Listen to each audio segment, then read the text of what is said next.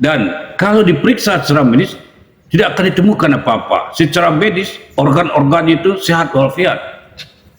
Tapi organ-organ gaibnya secara mistis tidak sehat. Ada gangguan dari makhluk gaib. Itu bisa dilihat bila mana kita terawang dengan mata batin kita. Subscribe, like, and share. Saudara spiritual yang saya hormati, yang kita terawang tidak hanya makhluk-makhluk gaib yang berada dalam gaib,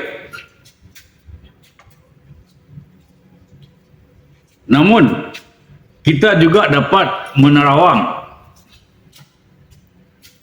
objek yang terdapat di dalam tubuh insan manusia. Ini yang menarik, saudara-saudara. Jadi objek penglihatan kita itu tidak hanya makhluk gaib yang berada dalam gaib atau rohani dan sebagainya, tetapi kita bisa menerawang objek-objek yang bersifat metafisis yang terdapat di dalam tubuh insan manusia. Dengan kemampuan tembus pandang kita, kita dapat melihat, menerawang tubuh insan manusia yang di dalamnya. Maka ketika kita memeriksa organ-organ dalam tubuh insan manusia itu, kita akan menemukan hal-hal yang bila dilihat secara kasat mata tidak dapat kita lihat. Sebagai contoh, apabila kita melihat jantung orang yang dia mungkin, atau orang sakit jantung lah, ketika dilihat secara medis di ronsen dan lain sebagainya, tidak ditemukan hal-hal yang menyebabkan orang itu sakit jantung. Akan tetapi bila kita terawang dengan menggunakan mata batin, maka akan ditemukan di dalam jantungnya yang gaib, jantung gaibnya ada masalah. Bisa jadi di dalam jantungnya ada wujud siluman ularkah, berupa siluman apakah, atau bisa jadi setan laknatullah yang bercokol di dalam jantungnya yang menyebabkan dia sakit. Mungkin ada juga di balik jantungnya itu yang jasmani, di balik jantungnya yang gaib. Jantung jasmani ada gaibnya, di balik yang gaib itu ada bercokol makhluk gaib seperti setan laknatullah, iblis laknatullah, atau berupa makhluk gaib yang berjenis binatang seperti siluman ularkah, cacingkah, apakah, yang menimbulkan penyakit pada orang tersebut. Nah, aktivitas ini kita katakan menerawang jantung orang. Ada juga kita menerawang rongga dada orang. Kita lihat temperamen orang itu sangat tinggi sekali, pemarah, pengesal, dan bawaannya itu selalu tidak enak, kasar, dan lain sebagainya. Nah, ketika kita terawang rongga dadanya, dekat ulu hati ini, kita terawang rongga dadanya, di dalam rongga dadanya yang gaib itu akan kita temukan setan laknatullah, iblis laknatullah yang bertanduk, yang memicu amarah orang tersebut, yang mendorong orang itu bertingkah laku sangat jahat dan jahil sekali. Atau bisa jadi makhluk lain. Misalnya dia mempunyai khadam apalah misalnya, yang menjelma di dalam dirinya itu. Bisa jadi khadam itu di rongga dadanya ketika kita terawang seperti seorang laki-laki berjubah, duduk bersila, berjubah, berjenggot. Nah, itu bisa memicu amarah dari orang tersebut.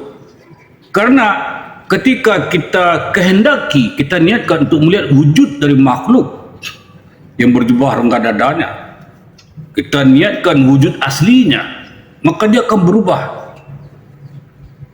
Bisa jadi dia seperti iblis laknatullah, atau mungkin menjelma seperti makhluk-makhluk gaib yang lainnya, seperti ularkah, siluman ularkah, atau harimau kah, atau apakah, macam-macam perubahan-perubahan yang terjadi di dalam rongga dadanya ketika kita menerawang.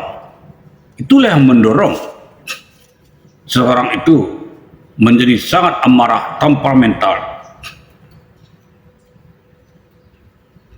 Kita juga bisa menerawang rongga perut orang. Di dalam rongga perut orang itu, kalau orang itu punya penyakit-penyakit, kita lihat ada banyak makhluk-makhluk gaib di dalam rongga dadanya. Kecenderungan di rongga dada itu, di rongga perut itu, di rongga perut maksud saya, itu wujudnya seperti siluman ular.